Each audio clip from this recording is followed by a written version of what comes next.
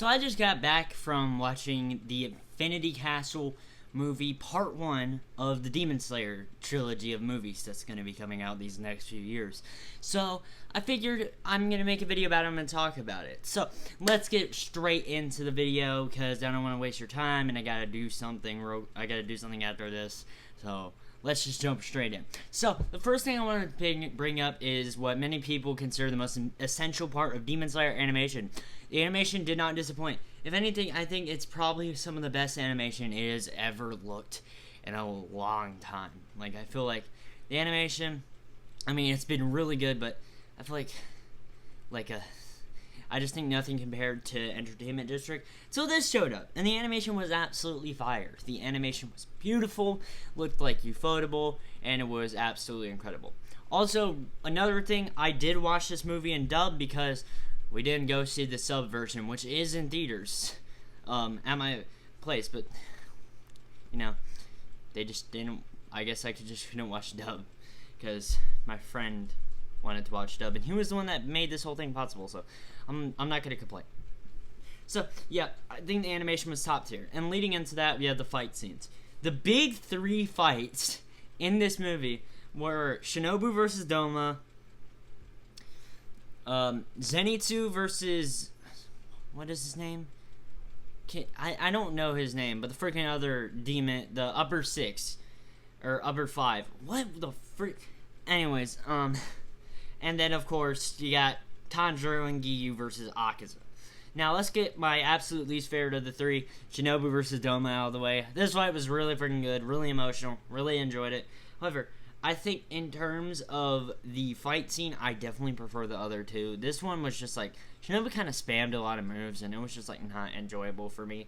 But, oh no, it was really funny, but Doma was as zesty as he's ever been, and honestly, his voice is just so zesty in the dub, bro.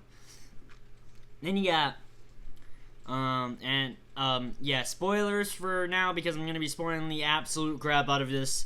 Doma does indeed win and kill Shinobu, and Shinobu's last words to him was rotten HE double hockey stick, so that was fun.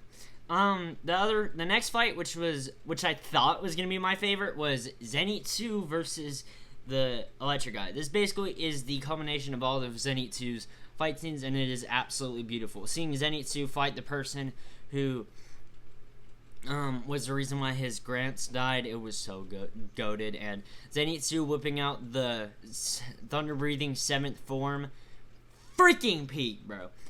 It was so good, like, absolutely incredible. And then you got, freaking Tanjiro and Giyu versus Akaza. Tanjiro getting revenge for Rengoku, it was so amazing. Tanjiro and Giyu absolutely locked the freak in this fight. Like, they weren't even that locked in at first, but once Giyu activated his Slayer mark, absolute cinema, bro. The animation was top notch, but the fight scenes were just absolutely perfection. Just absolutely amazing. Just absolutely blew my mind away. Tanjiro using water breathing again was amazing. We got to see that. But what was most important was when Tanjiro learned that his dad could actually use the Transparent Realm, and then Tanjiro was able to use the Transparent Realm. If you don't know what I'm talking about, in the Swordsman Village arc, remember when Tanjiro basically saw Hantengu hiding inside of his body? Yeah, that's basically what it was. So, and then, of course, Tanjiro decapitates Akaza, but Akaza doesn't actually die. He ends up he still wants to fight them, but then we get backstory, which might actually be my favorite backstory in Demon Slayer, which is Akaza's backstory. His backstory is absolutely amazing. It was emotional, absolutely splendid. Freaking was crazy when Muzan turned him into a demon. He, like, stabbed him right through the head, and freaking Akaza said, I don't even care anymore because of how much he suffered. I'm trying to keep the spoilers to a bare minimum, but just to throw it out there, I don't want to spoil this backstory because this is genuinely one of the best backstories in anime, and you need to experience it for yourself. So, all in all, it was a really good fight, one of the best fights in Demon Slayer. I don't know if it's as good as the finale of the Entertainment District, but still really freaking good. What's next? What do I have? What's the third? The third thing, I think, is just the the movie is like 2 hours and like 45 minutes or something. It's really worth it. Like watching a 2 hour and 45 minute in theaters is just wow. It was a time well spent. I was absolutely blown away by how much the movie had. Like, this is the start of the trilogy, and we got so much that happened already. The movie's ending was with Akaza's death, and it was absolutely, like, wow. Just absolutely amazing. But, and then, jeez, why can I not speak? After that, Tanjiro and Giyu are, like, passed out, and the crows are basically telling them to get back up, and then the credits start rolling, and blah, blah, blah. The only issues I have with this movie was the lack of screen time for some characters. Like, Gyome and Morichiro, I think their screen time was fine. Like, Gyome got a lot of screen time, Morichiro got a little bit.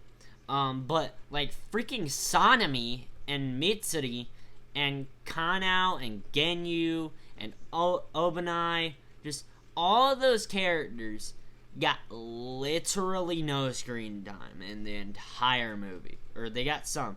Inosuke also didn't get that much screen time. Like, what are they doing my goat? Why are they doing my goat so dirty? And then Nezuko, for some reason, is absent from this arc. I guess they're trying to do it. And then freaking Muzan. Like, Muzan doesn't really do anything in this movie aside from in the flashbacks. So that's crazy. That's insane. I can't wait for the next movie. The next movie is about to be so good. But overall, this movie, it might actually be, like, the best anime movie of all time. This movie is so good. Like, it is really freaking good. It's really hard to beat Dragon Ball Super Broly, but this movie is freaking peak, bro. Like, absolute cinema, and you should definitely watch it. I rate this movie like a 9.5 out of 10, so that's my honest thoughts, and let me know what you have in comments below. So, bye.